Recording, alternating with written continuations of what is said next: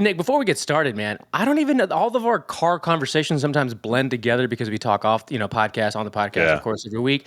So I don't know if everybody knows this, but you've gone viral now half a dozen times just talking about Toyota and 4Runners.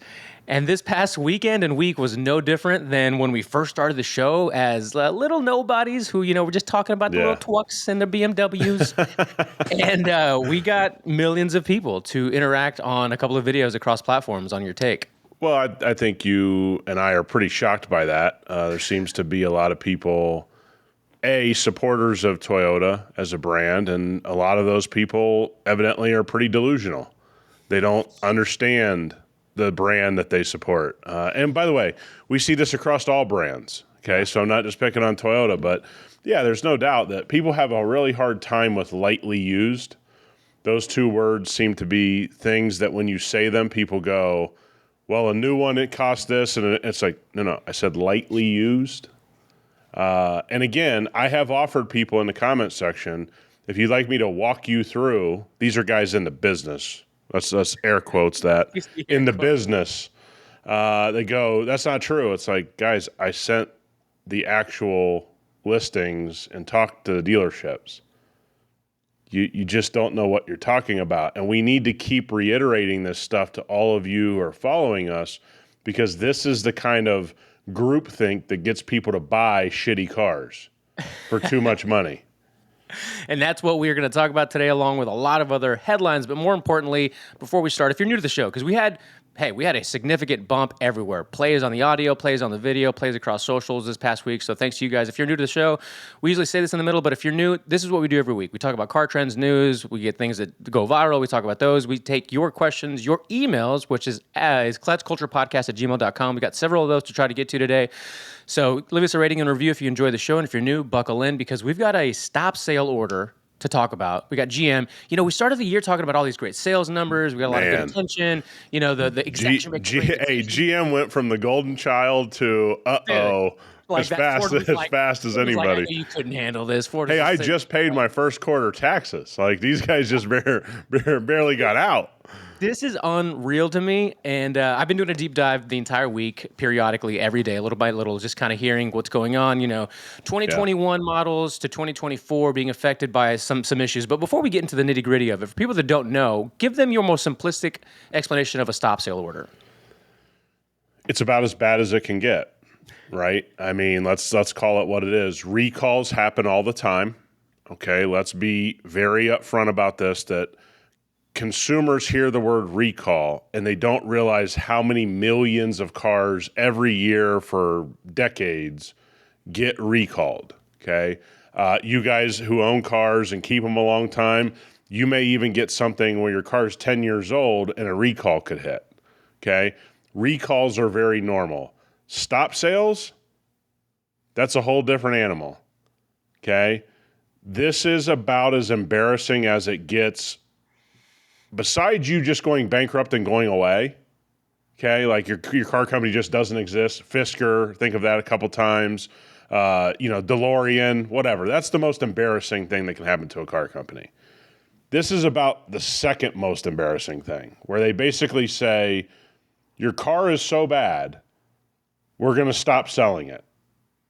So I had to batch everything into bullet points for me to get through, just because I don't even know if we'll get through all the nitty gritty. And by the way, we're just car enthusiasts with an audience now that's growing every week, that's posing. And by the way, with a lot of executives that seem to be reaching out. A lot of insider knowledge. Those emails, again, clutchculturepodcast. And look, when we get into this, guys, I think you're going to hear some things that you think are our opinions.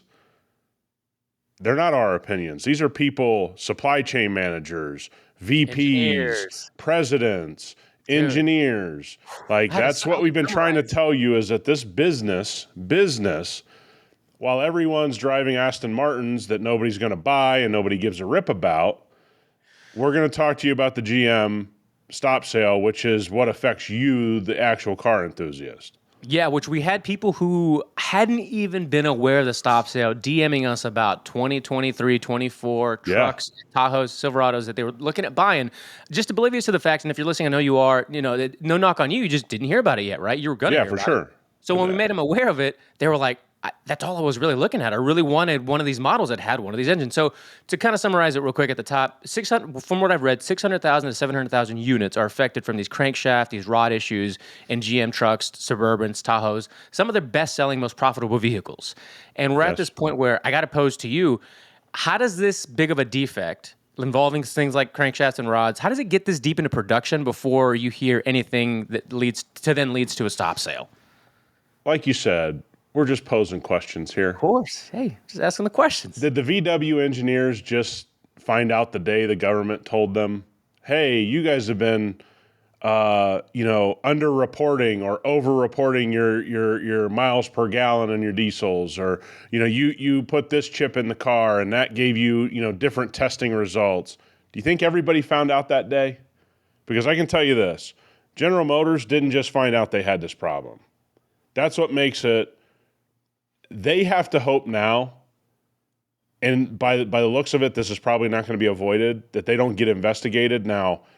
I would say you've had 2 or 3 different administrations in the White House that have been pretty delirious about the American manufacturing situation.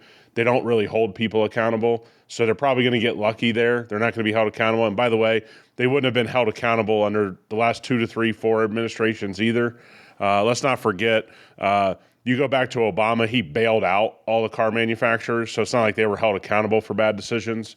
So this has just been a toxic culture around car manufacturers. When a lot of people think the government's too hard on manufacturers, and in some ways they are, we're about to find out how hard they're willing to be. Because my guess is you have a bunch of executives that probably going back to 2020 in testing knew they had issues. And if they didn't, they have a lot of people from middle management, engineers, everybody on these projects that probably need to be clipped from the company immediately. But they You knew. got to wonder, how nefarious does this really get? You got to ask yourself, and you don't want to be that guy, but at this point, how do you Oh, let it get no. that deep? So let's walk through this. If you have a competent quality control system on the engine line, you're pulling an engine every so often off the line to run it through testing. Mm-hmm. Mathematically, what are the odds you didn't know you had this problem? Now, you could say to me, we don't run those types of quality control tests, which shows, incompetence more than nefarious behavior. But trust me, GM's pulled those off the line and had the knocking noise and had all of the things you guys see on the internet right now. So they better hope the emails don't get dug into by government officials, because my guess is there's going to be heads that roll. So I'm going to have to skip around on my bullet points here because you jumped to a point that I had kind of made here for myself, and that's the supplier blame game. Because a lot of the stuff you got to imagine isn't Oh, made 100%. in-house. You know what I'm? You're 100%. exactly where I'm going with this. So if you're sourcing these parts and you're GM, are you just kind of you're letting things go out silently and just waiting to see how you can kind of make sense of it in the back while things are still rolling? Well, I think we have to say something out loud here, is that this executive team at General Motors has been pat on the back for the better part of the last 5 years. Mm-hmm. The GM head honchos, they're so smart. Are they? Because you got 2 things happening here. First of all, the Buick news is not good. They were doing a turnaround, okay? Their best 2 or 3 of their best-selling SUVs are being built in China and South Korea. They can't avoid the tariffs now. Right. So you have going to have a complete collapse, and Buick's going to struggle if the trade war continues. And again, we're recording this at the beginning of May of 2025. We have no idea how long the trade war is going to last. But the fact of the matter is, Buick's turnaround is shut down in America. Up 30% in the first quarter, and we're killing it, and we're doing it. So everybody pats everybody on the back. And we pat them on the back, but we also said do it with some caution. These Q1 numbers, let's do it with caution. And then kaboom, literally, engines blow up, their supply chain blows up with Buick. So when you get into this, I'm not going to buy into blaming the supply chain, okay? They assemble the motors. Mm-hmm. They know when there's a problem. And if they don't know when there's a problem, then you're talking about executives being fired. So if you're telling me we don't do quality control, which isn't true, by the way, but let's make sure we say that out loud. This isn't, suppliers have problems all the time. GM has problems all the time. This is nothing new. manufacturing things with a lot of moving parts is not an easy feat. It's not an easy thing to do.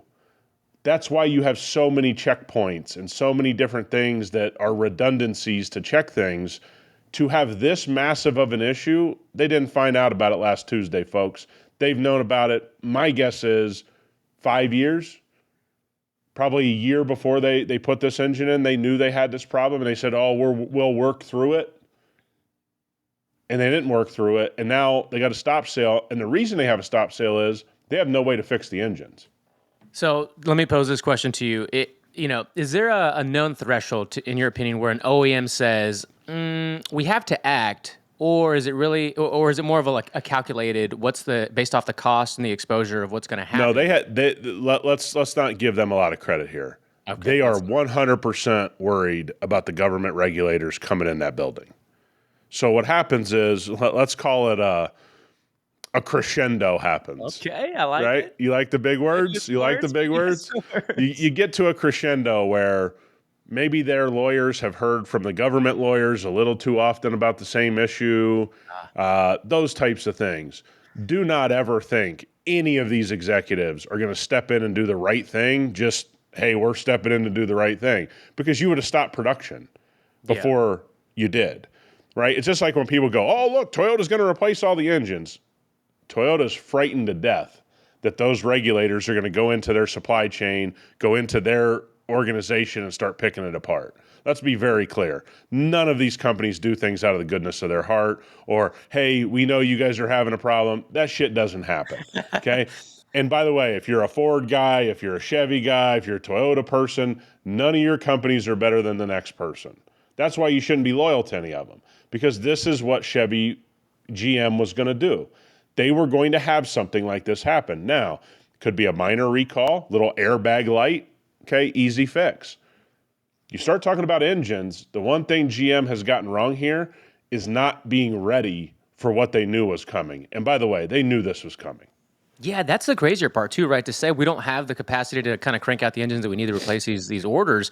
Like, dude, like if you knew this long, why weren't you cranking these things out? So here's the truth. They're going to get hit with a lot of lemon law, because there's a lot of states. If your car sits at the dealership 30 days, right, it's on the lot 31 days. You're talking about lemon law situation. So they may be gearing up to just start to replace vehicles as a whole rather than replace engines. Which, by the way, if you're silly enough to buy another General Motors product that they're selling you, you kind of deserve what happens to you. I'm sorry. No offense to the people that are asking questions, but you wanted to replace the initial question with another GM product. I'm just saying, like, I might just want to take a break. They could pivot or keep what you have right now, unless it's completely broken down. Yeah. I was going to ask you. Go ahead. Go ahead. Well, do you think that it would be, because that question kind of rolled through my head as well? Is it going to be more cost effective to go through the lemon law, avenue than? Yeah, because anybody that hasn't been involved in that, there's a mileage thing. There's a calculator every state requires you to use. We shared that we did a lemon law situation here in Vegas. We've done them in Arizona. We've done them in Southern California. There's just a formula. What you do is you pay like $1,500 to an attorney, just a flat rate. They just are there to represent you and make sure all the paperwork gets filled out properly, and that's kind of it. I mean, that's as simple as it is. GM as a whole is probably thinking about that. They're running the mathematical stuff now. Talking to their biggest shareholders would be my guess. Like, hey, what'll make you guys not, dump a whole bunch of shares? What do you think? But you're in an interesting position here because, first of all, it brings to light something that's happened, and this is not a GM thing. It's happening in Toyota. It's happening in Mercedes, BMW, Ford. It doesn't matter. Where we have always talked about there was a shortage of cars for a very long time, we're now watching a company who knew that the shoe was going to drop, and they're in a part shortage. I don't know how that happens, okay? Go ahead. So I have you and I have talked to a lot of people who are in executive roles of parts manufacturers, of the actual manufacturers. We've been kind of talking about this long before the GM thing, because I'm dealing with parts shortages for customers. You're dealing with parts shortages that people you deal with. And it's just been seemingly going on For a long time. for a long time. And it was never tolerated 10 years ago. You would not tolerate a part short. Like, I'll give you an example. An O2 sensor from Bentley was always like 6 weeks to get it and get your Bentley out of the dealership. That was a laughable thing. That's not laughable now. That's kind of how companies are operating. I'm still waiting on a taillight for an EQS. That's craziness. It's crazy. And so when you talk to parts suppliers, and we're not talking about the little itty bitty ones, we're talking about the big dogs, they think there's something going on with all of this because they're not allowed to ramp up production. So what would happen? Let me walk everybody through it. Let's say you were a hose manufacturer and you were doing all the hoses for Mercedes. If you fell behind, they made you add a second or a third shift, unlimited overtime. Toyota and Honda are very rough on their parts suppliers. They'll come in and take the companies over if you don't meet the standards that they want you to meet on production. Magically, those companies don't care now. And we've heard from parts suppliers like, hey, we've told them we need to ramp up production. You guys need to take more inventory. And they're like, no, we're not going to take more inventory. Don't worry about it. These very nonchalant things that didn't happen 6 years ago before COVID, right? Now it's kind of like, yeah, don't be in a rush. Do you need to add a second shift? Nah, don't worry about it. Just get us enough to run our line. Guys think we're joking. Yeah. This is direct from a lot of horses' mouth across a lot of brands, across a lot of executives that are like, is anyone asking the question how we're in a parts shortage still across so many brands? Doesn't add up. Where the hoses at? You know what I'm saying? You know what I'm saying? Dude, it is wild. Nick will post some questions to me sometimes just in passing where we're talking about other stuff that's related to cars or the car industry. And honestly, for as much as I nerd out about it, I myself don't think about some of these things. And that's one of those. Like you're talking about, we're 4 or 5 years removed from some of these peaks of shortages, quote unquote. And that makes no sense in the industrialized world to me after doing even a little bit of a deep dive, not even like all the way rabbit hole deep dive. Dude, all you have to do is talk to somebody. It's like, I've been in the supply chain for 30 years. This doesn't add up. Yeah. A lot of things adding up. We need to make a shirt doesn't add up. And just it doesn't add up. I mean, it's like, talking about orange juice at Erewhon while, the world's burning. This doesn't make sense. So when you look at this and you start to have a conversation out loud, guys, I do think it's important for everybody to go, there are a lot of things in the car business that, you can blame on regulators, but here's one thing you should blame the regulators for. The parts problem should have been government investigated long ago. Yeah. Period. I mean, everybody wants to be anti-government. Understand, I'm not saying it should be overregulated. The magical part shortage that's happening globally that should have been solved within 6, 7, maybe a year of the pandemic starting. Yeah. We're how long? I mean, that was what, 2020? March of 2020? 2020. Yep. March We're 14th. in May of 2025, and you have GM putting a stop sale, and their reasoning is we don't have the parts. That does not add up. That is a very, very, very questionable thing to come out and say. And if we're going to root for anything, if anybody wants your government dollars to go to something globally, we need to understand why there's still parts shortages, because I'm telling you, the people inside the buildings that are talking to us, they said it could have been solved 5 years ago. Yeah, and that actually comes from a lot of fans listening to the show. And I'll say, the comment section of posts themselves, pretty split, just like the rest of the internet, just is what it is. But emails and DMs, obviously, are people that are a little bit more thoughtful about what they're saying, what they're seeing, what they're buying. And then also saying, like, you hate to say, like, this is verbatim, like, you hate to say, when does government step in? But this is one of those things, like, do we really have to call for the government to step in now, all this time later, when it should have been done subtly, maybe as things were kind of happening, to not get to this point? And when car enthusiasts are saying, hey, man, maybe we should kind of turn to the big guy to see what they can do, that's a scary place. Yeah, it is. It's very scary because none of us, I mean, of all of the sensors and the beeping and all the stuff that we all as enthusiasts are like, can you just build a simpler car? Speaking of simpler cars, we're now in a position where I mean, we do have to ask, where have the regulators been? And we all know car companies have huge lobbies. They have huge lobbyists in all governments. It's not just America. I love when people are like, well, it's just in America. It's like, guys, come on. They're all over. They're globally trying to turn the tables.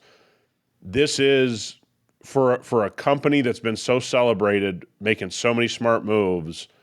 This executive team does not want those regulators in there looking at those emails, because my guess is they're pretty ugly. What's interesting about GM too, as you just said, they've been getting a lot of pats on the back for a while now. Doing a bit of a deep dive on this, if you go back not too far back, 23, they implemented a stop sale on the 24 Chevy Blazer, the EV Blazer, for software issues. I don't remember that. I just don't remember that at all for some reason. Yeah, and again, I think when you're talking about EVs and you're talking about a company just trying to get their software up to date, you can understand that that was going to be a pretty simple fix. They were just like, hey, let's just ground this for a second while we get it. This doesn't seem the same as that. And No, and again, I mean, this is now like, don't sell these vehicles, which, by the way, we're finding out there's a lot of dealerships just not listening. They're just like, you want to buy this 2023? Great. Get the hell off my lot, please. Yeah, get this out of here. Same But thing with again, all the dealers on our posts, you guys are, you guys do know what you're talking about. You guys are great, okay? We started to see, it's almost like Wendy's when Wendy's like tweets or, X's at people. Oh, right so from their good. account. I'm starting to see dealership handles and not people from the dealership. So I'm like, hey, and you follow the pages, guys. You guys are all just be cool, and we'll be cool. That's all we're saying. Don't show yourself, because these rabid animals are going to come after you, dude. Yeah, exactly. 21, real quick. The Chevy, the Bolt. The EV the Bolt been out for a while, but that also had a bit of a halted sales because of batteries. But again, you just made the point about EVs. It's a different world. When you're messing up on ICE engines to this degree, oof, that's not a good look. Yeah, and what people need to understand is, like, stop sales bad. I mean, that means you don't. I mean, like we're seeing, you don't have a fix. Yeah. Because all you would do is just issue a recall with the fix, right? So even when Tundra knew they had, the metal shavings in the engine, right? They already knew, hey, replacement's what we're going to have to do. So they were just ramping up replacement. The fact that Chevy's not talking replacement, and what are we like? Are we 7 to 10 days into this? 7? Yeah, right around a week. Yep. Okay. Full week. I don't think anything else has come out like, hey, stop by the dealership, grab yourself a new engine. I don't think that recall has happened yet. That tells you they're down a road that they don't know what. Maybe in some cases they don't even know if they have it fixed on the next engine. Oof. Okay. Don't say that. Because here'd be the truth. You would just say, hey, we're going to ramp up engine production. We're going to recall it the way Toyota did. That would be the exact thing that you would do. I think they're in a real bind here, and it feels like they're just going to offer buyouts. I mean, again, we're 7 days into this. I want to tell people that and continue to repeat that. They have plenty of time to get this fixed, in corporate time. But the fact is, there's a lot of states, man. You hit 31 days on a dealership and your car's messed up, it's lemon law. I'm gonna call my brother-in-law after this. Be like, hey man, how's the Escalade been for you lately? Because he gets a new Escalade like every 2 years, and I know he's got one of these new ones. And I'm like, hey, how's that Escalade going? Yeah, and it looks like, look, man, it's a luck of the draw thing. Like a lot of this stuff with cars, like when people say, I bought this brand and I had a bad experience. Some of it's a luck of the draw thing. What if they bought versus leased? Would you say somebody's in a better position if they'd have leased it instead of bought it? Well, of course, because at that point, they're probably just going to take the car back. Yeah. Right? I mean, you're basically going to say, hey, what else would you like? We'll just get you in a new lease, no cost to you. The dealer will bill back GM, that kind of stuff. Look, however you buy a car is how you buy a car. But yeah, when things go bad, being in a lease and being able to just drive the thing back through the front door and say, here's the keys, that's pretty nice. Smell you later. Look, you got to go back to Dieselgate to really get to another scandal that is to this level. But even then, it's not really mechanical the way it was to this degree, right? You got some Ford issues, you got some Hyundai issues, I believe. And this is just in the past decade. BMW, I think back in 2017, but that was also either EV or electrical related. Nothing like this mechanical. Yeah, nothing. I mean, look, Tundra was just happened, but they had a solution. Let's remember, if a company says, come get a new engine, they've bailed themselves out of the problem. Whether we all want to have a laugh about it, yeah, let's have a laugh about it. But they fixed the problem. They said, if you own one, come get a new engine. What makes this strange is a company putting a stop sale with no idea how they're going to fix the issue, because they didn't just hear about the issue 7 days ago. They've had years to get prepared. Let me say that again. Years. They have known for years this was coming. And if they didn't know, and that's your argument as a Chevy supporter, then you should want everybody fired. So which one do you want? These people are really smart and we love them because the company was doing so well, or they knew about this and just went, why don't we just let this thing ride out and see what happens? Here's an idea for you. If you really want to win the people back over for this kind of a screw up, you say, we're going to replace your engine, right? We got to ramp it up so we can get there. And then when we replace it, you can actually keep your core as well. Oh, you got another 6.2 Walk through that again. there? If you go and they replace it, they're like, look, guys, we really messed up. We're going to need some time to get the new engines in there. You're going to get a new engine. And on top of that, we're going to let you keep your existing engine so you can rebuild it and do whatever you want in the project car. I mean, how many soccer moms are going to want the engine? Hey, man, this is how many white Tahoes are people going to be like, hey, let me soup this baby up? Well, the problem is, even if you got to keep the engine, they don't have the parts. You tweak it. I'm hearing about like higher viscosity oil, maybe a little bit of machining that needs to be done. Hey, you just call Hennessy and say, hey, look, I got this busted engine. Do you have any parts? He probably. I just drove by there 2 days ago. The amount I tell Nick this all the time. The amount of cars, man. It's as far as the eye can see at Hennessy shop. It's incredible. Yeah, it's good for him, man. And I'll say this. I think all of us have to look at this stuff, and this is why you aren't loyal to a brand. You're loyal to who's building the best stuff at the time, right? Because this stuff pops out of nowhere for the consumer. It didn't pop out of nowhere inside that building, let me tell you. But what it does pop on is you're going to look for a car right now. I'd be very hard-pressed to buy a GM. Just across the board? Just across the board. And by the way, that's not really, and I get what people are going to think here, that's not really logical. Yeah. But I also know that this company has known about a problem for the better part of 4 years, and who knows what else they know about right now, because they have to be seen as an executive team that's covering things up. Okay, you can't really analyze it from the outside any differently than that. Now, if we went in the building and we were invited into the executive lunchroom and we could question these people, maybe we'd get a better sense. But that's not where any of us are at, right? So would I walk on a GM dealership and feel really confident? I wouldn't. And again, that's not a fair thing, but it's a protecting yourself thing, understanding that they're in turmoil and a lot of bad decisions have been made that we were unaware of. And what if you get one of those kaboom decisions? As you were talking, it just reminded me, what if...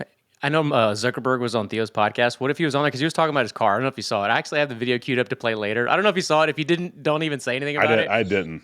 But it would have been funny if that weirdo would have been like, yeah, I would say, get a car like mine, but it's got the 6.2 and it would have. Yeah, because doesn't he have a CT? Doesn't he have a CT5V? Yeah, he got the black wing. Yeah. I mean, he can cut a check for that. He can cut it. Do you think he got good terms on that?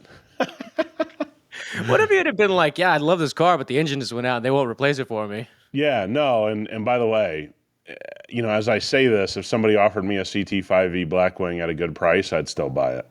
Yeah, I might even buy it. By the way, with the manual, I looked in I was walking by one recently and I gave a little glance in there and I saw the non-manual and I'm like, yeah, kind of make you. I don't know, man. Like, yeah, makes your pants soft, whereas the other one makes your pants. Yeah. You just go, okay, man. Like, it's a cool, but you just kind of, I don't know what it is. I just looked in there and go, oh man.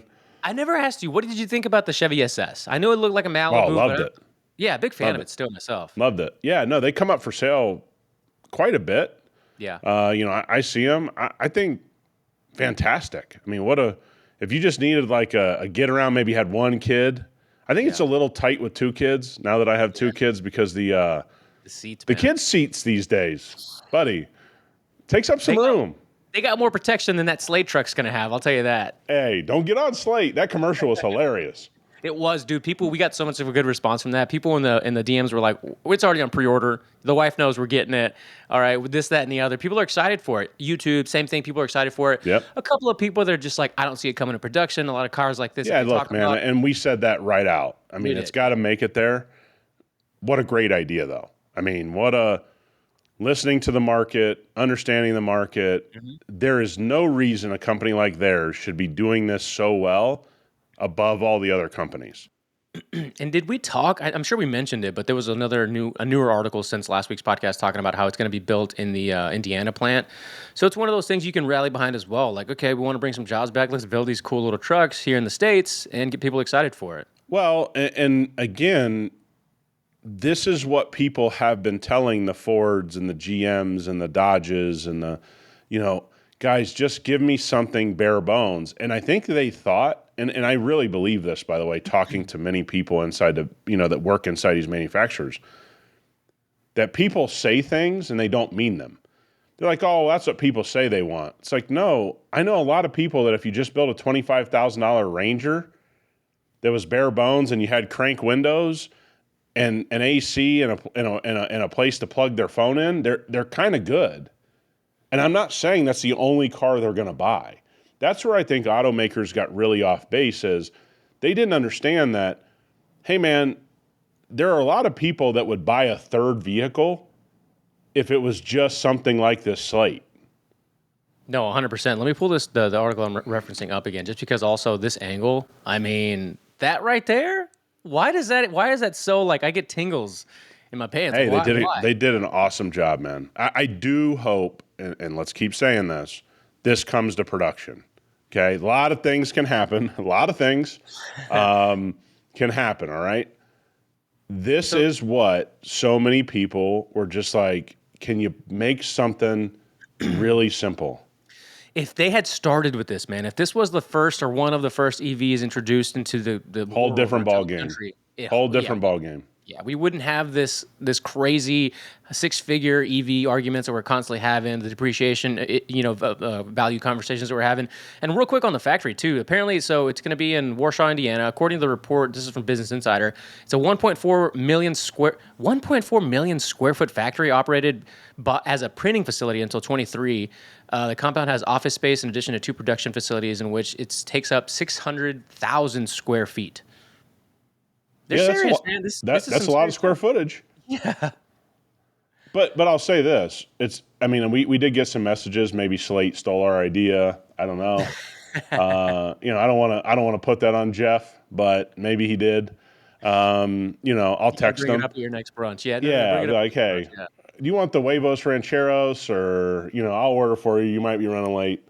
I gotta get credits at the end of the commercial at least. Yeah. So but you're exactly right. We keep saying this. This was the EV path. This was always the EV path. They've shown that they can even do this in a small SUV form, right? That it can transform into a little 5-seater. So when you look at this, you go, hey man, sub $35,000 all in was always the play. Yeah. If you can get things in the 20s, even better. And I agree with you. I think you take that middle 60%, probably like guys like you and I that go, hey, this just doesn't make sense. When it makes sense, I'll listen. That 60% is listening now. And it was done by a company that had no business being in the car business because somebody should have done this. Ford, GM, Toyota, Honda. Honda's the one that could have used this the most if we're all being up front. Yeah, that's true. What was the truck? What was the Honda truck? The Ridgeline? Ridgeline. It wasn't even a truck. It was like they just put it on the Accord chassis and said, this will work out. I'm just kidding with that. I know it's not the Accord chassis. Let's relax. But hey, to say, to piggyback off of that, they should have just kept the Accord hatch that we talked about months ago that everybody The Cross Tour, the Cross Tour is off the hook. People love that Cross Tour, man. They're like, I got a low mileage, 60,000 miles for like a 2012 or whatever it was. They're like, I'm never selling this thing. Yeah. Like, I know people make fun of me. It's all right. Then they just go out and buy them and they're like, yeah, you were right. I mean, I get it. They'll never say it. They'll be like, yeah. I know. They'll be like, I loved it the whole time. All right, so we spent a lot of time talking about the two most probably, talked about subjects this week, and that is the Slate truck, obviously the GM stop sale. We've got a couple of emails to get to. We want to try to run through a couple of them, give you some good time on these questions. Some of them are questions, some of them are just, a little bit of topics and stories for Nick, but accidentally found a rare spec in a GM truck. So this is a little bit of a quick story and then a question for you. Long story short, I'm a heavy car guy. He might have meant Chevy, but he might be a big guy and a big Chevy guy. I don't know. Yeah. The show fucking rocks, Nick. Way to go. I'm going to buy a 2526 GMC 2500 SLE diesel double cab, not the crew cab. So I look over on the Chevy side to see if there's one with a leather option with the extended cab. Rare, only 10 in the country as I'm writing this email. Are there any rare specs of any vehicle, make or model that get overlooked, Nick? Man. I love this question because you know that there is, and this is one of those like, unless you came across it, unless you actually purchased one or somebody that, like in your immediate friends or family group found one, you're like, did you know that this had that or that, whatever. But they were just curious if you had anything maybe in recent memory that you were like, Oh, not in recent memory, but you remember that there was like was there a Mercury Mountaineer that had like a nautical option? Good call. Mercury, that was a good one. Mercury, what was it, the Mountaineer? Wasn't it the Mercury Mountaineer? And didn't they have like a nautical edition? Look, the ones that come to mind are that I've dealt with directly is when the Black Label Navigator came out. This didn't really do as hot. They had like a yacht edition. They had a like a ski lodge edition or something like that. That was probably one of the big things. But I'll tell you one that comes to mind for me is the Acura NSX. The Acura NSX, you could spec how high of a grade paint system you put on the car. Like you could literally say, I want just just a normal paint job. I wanted a level 1, level 2, level 3, and it basically would come to you more flawless, more layers of clear coat, more color options, rarer color options as you went in. Paint to sample, Porsche, it's still painted the exact same way. It's just a different color. NSX actually had different grades of the paint system that you could spec out. Those are the ones that come to my mind. Okay, shout out John for sending that email. I hope you find the truck that you want. People love trucks. Obviously, I'm in Texas. I love trucks myself. Did we find out if it was the Mountaineer Nautical Edition? I mean, the results indicate there's no specific nautical or related Mountaineer. Man, so what was what am I thinking of here? This is gonna ruin Nick's day. 100%.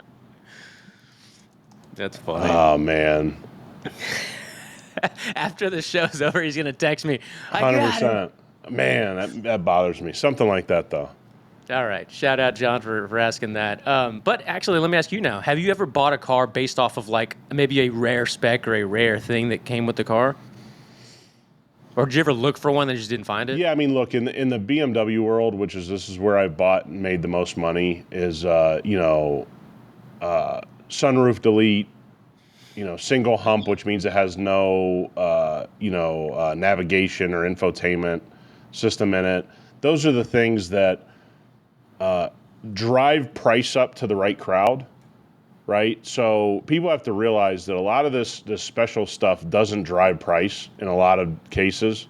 So for me, trying to flip a car, trying to buy a car, fix it up and flip it, I was looking for things that made the biggest difference in the BMW world, which was, smooth roof and, single hump, right? Those are known. If you can find some M3s that have that situation, it's just better. It's going to sell to the right crowd. It's going to sell for a little bit more money. And so those were the things that I did. I think I'm one of those guys. I tend to think there's some different interiors that if I saw them, I'd be like, yeah, let's get that. There was something about red interiors for me. If car, like a black car, yeah, people would like run away from them though. I mean, a lot of people didn't like the red interior. Yeah. And I'd be like, yeah, I think that's kind of badass. I guess it depends on the car though, right? Yeah, I mean that's what I mean. If if it's an Oldsmobile Bravada that was red on the outside and red all over the interior, yeah, not the spec you want, right? What about a Fox body with the red interior? Yes, I would do that. Okay. Yeah, like a C5 Corvette that was white with a red interior. I think that's cool, right? So there's just different things like that. But yeah, I'm not off the top of my head. I mean, I was just selling mostly in the BMW world because it's what I knew. It's what I knew how to make money on, and those were the things I looked for. I'm gonna pull up an Instagram message or it was a DM from somebody that I turned into a story, and then people were interacting on because he was asking. And I love these questions of like, hey, I got X amount of play money. What would you buy? Right, with some parameters, whether it's got to be practical or it doesn't have to be. I'll bring it up in a second. But to piggyback off of the BMW talk, that got me looking at some of the other cars that kind of get overlooked as years have gone on. I'm talking like Mustang GT, Performance Pack 2, and some of these other cars that are within like 2009 to 2015. I mean, dude, you can get GT 500s right now for like nothing compared to What are obviously those going for now? I mean, you can get them for high-ish miles, like 70, 80,000 miles for in the 30s. And then most of them are in the 40s for a GT500. Like really, the ones you want from, I think, 10 or 11 to like maybe up to 14. So then I started looking at E90, E92s with the V8, the 11, 12, 13s. Wow. Like there's some high-ish miles ones, but at a reasonable 30-ish thousand, in my opinion. But what do you think of the V8 BMW M3? From what years? I think it was 11, 12, and 13. Yeah, so you're talking about like E92. Yeah. E92 Yeah. is going to largely be considered by a lot of people the best M car Right. that was built. Look, those engines last. They're very maintenance heavy, but to me, I own an E90 still today. E90, E92 would be my two favorite generations. I wasn't an E36 guy. I wasn't an E46 guy. They just didn't speak to me. Same. I've driven them and I like them, but as an owner, it just wasn't my thing, right? But there's people that love those cars and they have every right to love them. Those are still great cars. But yeah, to me, if you can find an E90, E92, and this has always been my argument, okay? E92's prices have kind of gone, gotten a little high. To me, if I can get a lower mileage E90 M3, I personally like the looks of the E90 better than the E92.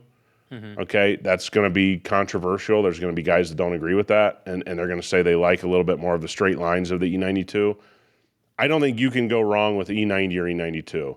What I would say is you're going to get more bang for your buck in the E90 because E92 is sort of like one of these internet things that have pushed the E92 as so much better than everything else. I've owned both.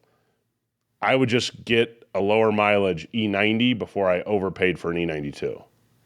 So we got emails, we got all kinds of messages. Here's one. I have $30K to spend on a new fun daily. It doesn't need to be practical. What should I be looking at? Been looking at C6s already, which is that's like most people, even myself. Most people go to the C6 to start there. But what would you do with $30K? It doesn't have to be practical. Fun daily. Obviously manual. He wants manual. I tell you what, I'd be looking at like S2000. Dude, I was looking at S2000. I'd look at S2000. And again, we're talking about non-practical here. Yes. I'd be looking at S2000 because I think you can get a lot of car. If you're into that type of car, if you're more into the Euro, you're into finding an E90, E92, E46, E36, that kind of thing.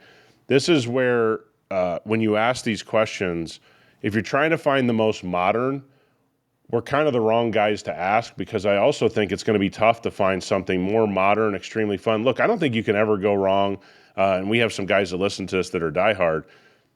I mean, Miata is about as fun as it gets. Some people just can't get over the stigma around Miata.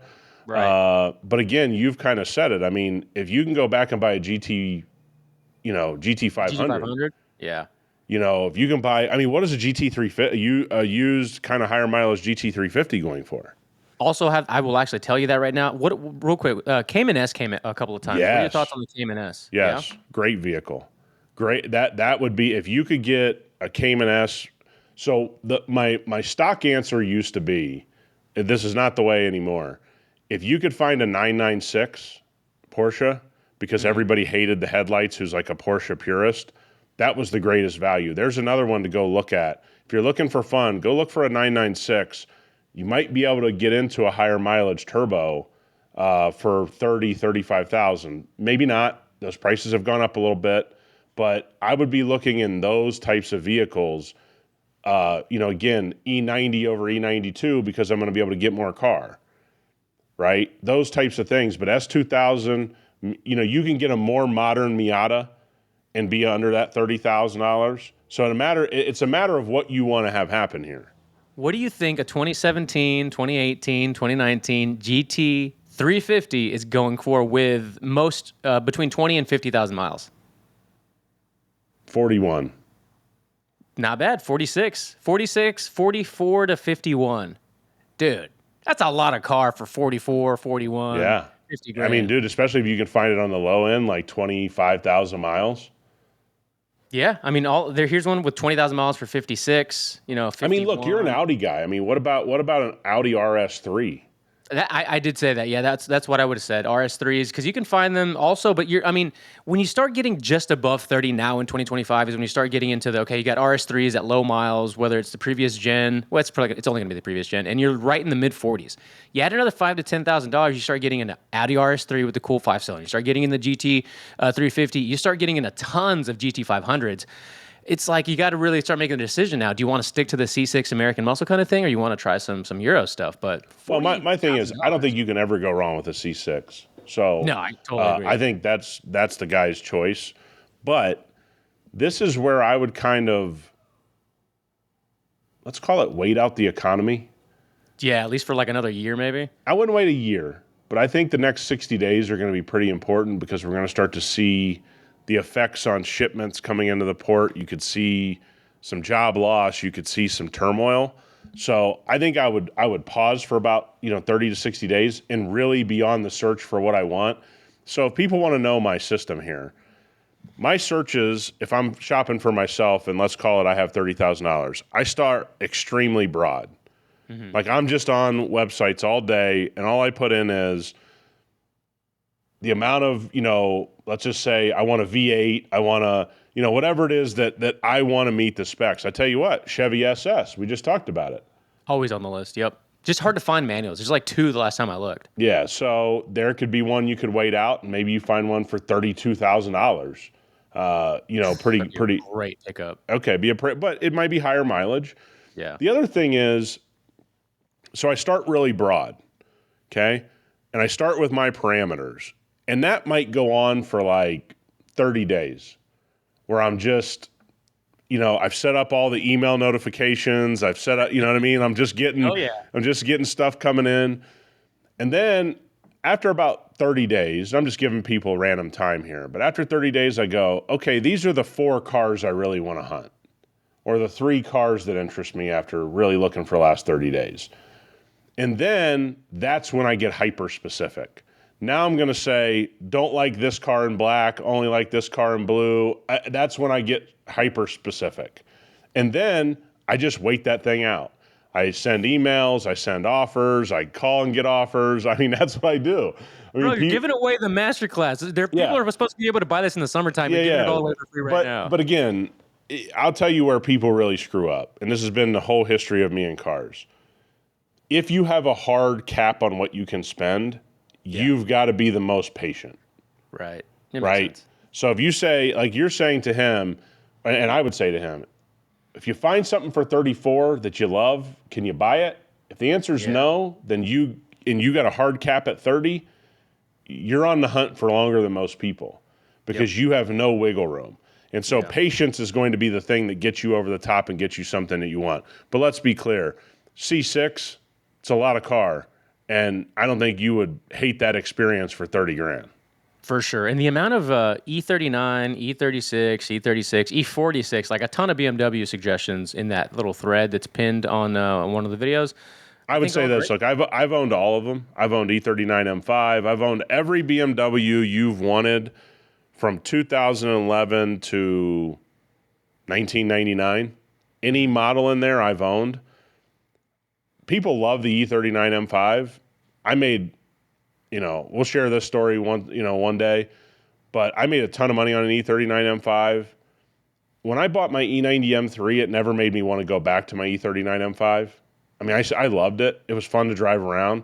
But I think people who have not driven a bunch of BMWs, an E39 M5 is one of the all-time great sedans, don't get me wrong. But to get one that doesn't have a bunch of work, you're talking about you're buying pristine $60,000, $70,000, $80,000. Okay, if you spend 30 on an E39 M5, you can bet you got about another 10 grand, 15 grand to get that thing right. So when you say wait for the market, for instance, right now, how long should an enthusiast maybe think about waiting if they want to spend between 30 and 40 grand in 2025? Right now, the only reason I say to wait is because remember, we're actually today is exactly 1 month into the trade war. Right. Okay. You need to understand that this stuff can either have no impact and you'll see in the next 60 days, which would be 90 days out from when this stuff started. Because you got to remember, all the stuff coming from overseas, especially coming from China, is about a 6-week lead time. So you're still working on old inventory in the economy right now, right? Because a boat comes in, takes about 6 weeks, 5 weeks, whatever you want to say. So we're not even to the point where you even know how it's going to impact the shelves, impact companies like Walmart, layoffs, all that kind of stuff. The reason I'm saying it now, and I don't always tell people to wait things out, is because we are 30 days into a trade war. So Right. giving it another 60 days, you may see it shake out. Like, look, I have a situation with my building here where my shop is. They're wanting to talk to me about a lease right now because my lease comes up at the end of the year. Guess who's not talking about the lease? I'm like, no, we can wait that out. We'll see how the market gets through the summer, gets through all the noise. We'll see where we're at. That's hilarious, man. All right, we're going to take a complete left turn here because I wanted to ask you about this because I know how much you love autonomous cars. Toyota and Waymo are teaming up to build the new autonomous car. Considering Toyota doesn't do a whole lot of like EV kind of stuff and isn't too braggadocious about that at all or works, whatever they put out into the public. What are your thoughts on Waymo, Toyota, autonomous EV, and in that world? I've told everybody. I mean, I've taken Waymo several times. Again, it gets you around town. You're not going to hop on a freeway, or in my experience, it's nice in busy cities. Scottsdale, Los Angeles, those kind of things. Downtown LA. We have a company here that drives vehicles all day long. With all the cameras and sensors, and they're plotting out Las Vegas, and we have a lot of this stuff going on here, and we have for a very long time. Obviously, people don't know we have the Tesla underground loop around the convention center. So we get to experience some of this stuff. Look, I take this stuff for what it is. This is mainly going to be, Miami Beach, downtown LA, downtown San Diego, Scottsdale. These types of things is where these companies are going to thrive. And look, man, you go to downtown Austin and you need to get around. I mean, is a Waymo such a bad idea? I don't know. In Austin, you might just have people that won't move out of the street no matter No, what. I get you. But again, if the car hits them, you didn't drive the car into it. That's true. That's true. So, but I'm just saying, like downtown Nashville, and the circle around Nashville, like things like that. So I think people oftentimes hear Waymo. They live in a larger Midwest city or something like that. And they're like, well, I wouldn't. Yeah, it's not really for that area. I don't really think that's where the technology is today in 2025. So it seems to me Toyota and companies like that partner with these companies to get an idea of what the future may look like, not necessarily to make some type of big change in the economy of cars, is my way of looking at it. All right, we're going to continue the out of left field because it's just so interesting sometimes. The Aston Martin DBX-S takes super SUV to a whole new level. Man. Had you seen this yet? I'm going to tell you this. Does anybody build a car that looks better than Aston Martin? I mean, I like the way that looks, but the first thing that came into mind was Ford Puma, or wow, deep cut, or like a newer-ish kind of European Fiesta. I mean, I like it. Don't get me wrong. You're giving a lot of credit to some Ford, designs that just they don't look that good. You got some European flavor from time to time. I mean, here's the deal. I'll say this. Aston Martin, that shit looks good, man. That looks awesome. I'll say this. Here's one thing they did. Go back up to the interior for everybody watching on YouTube. Yes. This is, to me, the maximum screen you need. All you need. First thing I thought too, man. And I just go, let's learn. Aston Martin, here's what we can use Aston Martin for all of us out there. They're never going to sell cars that anybody, they seemingly can't sell cars, but here's what we can take. Let's just steal some of their design. That looks sick right there. Those wheels look awesome. Those actually look like Performance Pack 2 Mustang wheels because I've been looking at those a lot lately. Hey, you're deep in the Mustang game all of Dude, a I sudden. really am. I Hey, look at those really, really am. seats. I like that. Hey, it looks That clean, S kind man. of looks like the Chrysler Caravan or whatever, the Pacifica S, though. I don't like that. Shut I don't up. like that at all. Hey, Rob is done. Rob obviously had some Look at drinks before that, the dude. That show. looks exactly like the S on my sister-in-law's 2020, whatever it That is, also looks like 13. on every S on every Porsche ever made. Yeah, a little bit. Dude, That's a sexy car, dude. if you had to summarize it, why don't these sell? Why do people just not care about this brand very They much just at have all? they've never built out their network. They got a horrible network. They just have seemingly done everything wrong that you could do as a car company that does all the hard stuff right. Designing cars is hard, right? We Yeah. see that all the time. It's hard to just continually knock it out of the park designing your lineup. They mastered that. For some reason, the hardest things to do, they can do, like keep their lineup looking awesome. They can't do some of the run of the mill stuff. They just, and by the way, they've changed hands 1,000 times. Let's not gloss over that. That's a big problem. They just, I think they've never built their dealer network the way you would have expected them to.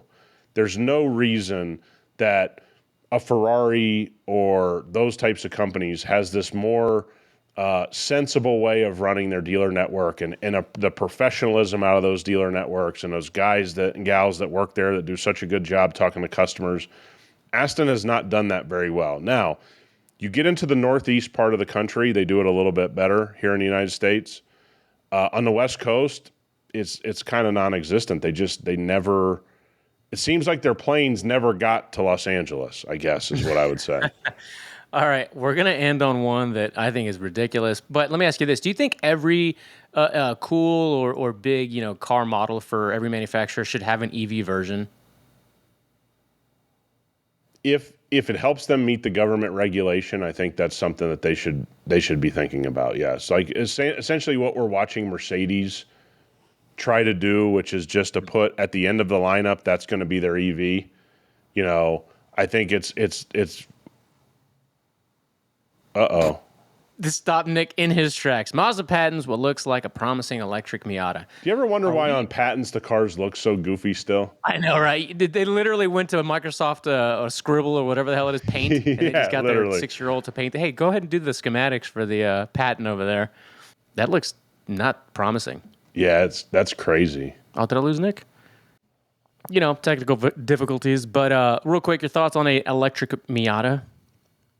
Yeah, if you pull that patent back up, here's what I'm going to be interested in. As the vehicles get lighter and smaller, that they try to put, battery technology, I think the interesting thing that you do kind of root on a little bit is, can they keep the dynamics of the Miata with the extra weight they're going to add with the battery, all that kind of different stuff? Are they just going to go with smaller electric motors? What are they going to do?